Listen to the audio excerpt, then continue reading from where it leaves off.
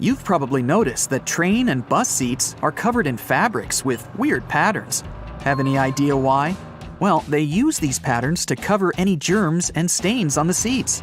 The brighter the color and the more patterned it is, the harder it will be for passengers to notice any stains and get grossed out. Also, the patterns are usually so ugly that no one even wants to look at them for long enough to spot any stains. So yeah, the pattern is there to make you look away, and if you look, to make it less noticeable. No bus will ever have plain white seats, that's a guarantee. Just a few more bus-related questions to answer, like why don't buses have seatbelts? Buses are overall way safer than cars because they were designed this way. The idea behind this is called compartmentalization, meaning that the seats have high backs that absorb energy. The seats are also placed close to one another, so there's less space to move in case of an impact. Also, on a bus, the passengers sit pretty high off the ground, and in case of a collision, the force is absorbed by the bus's deck and not by the people inside. On top of that, a bus is way heavier than most other vehicles, and even if there is a collision, it distributes the force way differently than a regular car. Due to its weight, a lot of force is absorbed, and bus passengers don't experience much crush force. So, small and light buses that can't distribute the force as well actually do require seatbelts. And we have to remember that buses drive slowly, which minimizes the risk of an accident overall. We all know that school buses are yellow, but why? It's for visibility reasons. Yellow is one of the most easily recognized colors, and for a human eye, yellow is even more visible than, say, red. So, school buses are yellow to make them more distinctive. Also, yellow is visible in the dark, in fog, and on a rainy day. Actually, the color of the bus isn't really a true yellow. It also has a hint of orange. This shade even has an official name, National School Bus Glossy Yellow. By the way, taxicabs are yellow for the same reason, to be more visible in any weather conditions. Also, buses have huge steering wheels, and I finally learned why. Buses are bigger than regular cars, and they're also way heavier, so it's harder to turn a bus around, and way more strength is required to do so than when you drive a car. A bigger steering wheel that has a bigger radius allows the driver to turn the vehicle more easily, and it requires less force than if the wheel were smaller. Trucks have big steering wheels for the same reason. But have you seen those stuffed toys that some trucks have attached in front of them? Turns out, it's just a way for truck drivers to customize their vehicles. It's like a mascot that speaks about the truck or the driver. It's also a way to communicate to the world that the truck driver isn't all scary and tough, but a soft and harmless person that you shouldn't be afraid of. At least, that's how some truck drivers explain it. In Asia, there's also a belief that road accidents are caused by ghosts, and hanging toys are a way to distract the ghosts from causing harm to the truck. Ever been on a road trip? If you're not the driver, all you have to do is just sit in one place and do basically nothing for hours. Doesn't sound like a hard task, but some people find it terribly exhausting. And because of this, they resent road trips. Why do they get so tired? Well, sitting in a car isn't like sitting in a chair. The brain doesn't relax. Instead, it controls everything that's going on, accounting for movements and making sure that you maintain the right posture.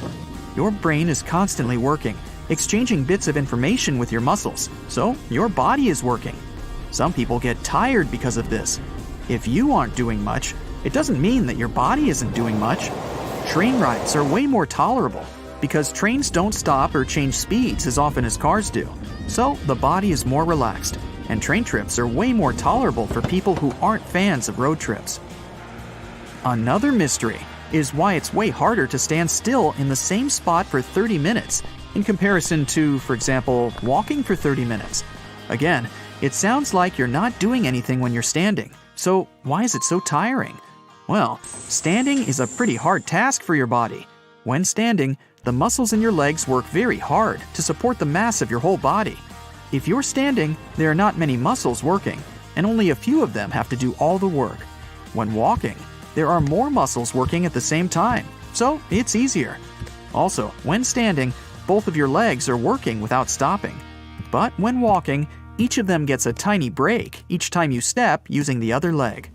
Why is it that the same book can have different covers? There are several reasons for this. First, the cover may vary because of the target audience. An edition of a book that is being marketed to older people is usually different from the edition aimed at younger people, with the one for younger people usually being brighter and cuter. The cover can also depend on the country the book is being sold in, trying to attract as many buyers as possible based on the tastes of the population. Next, books vary from edition to edition. At first, a book is printed in hardcover in small quantities to see how it'll do on the market. If the book is a relative success, there is another edition printed, often in trade paperback.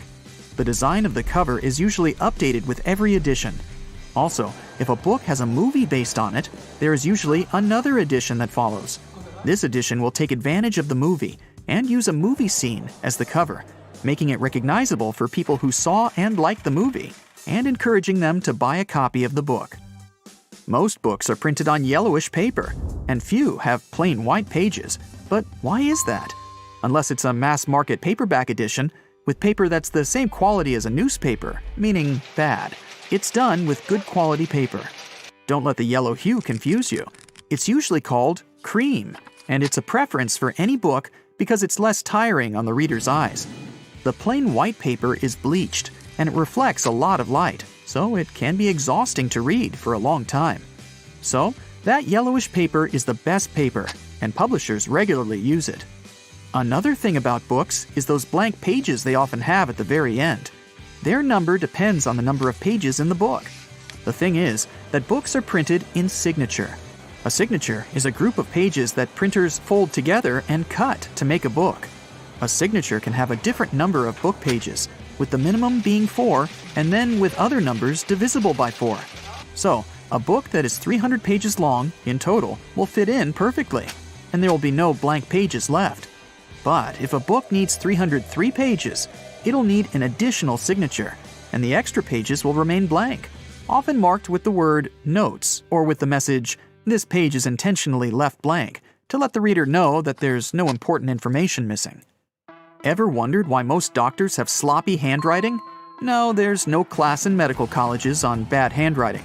The reason why it's so common is that doctors are always in a rush, and they write as fast as possible to keep their momentum, so there's no time to care about writing nicely.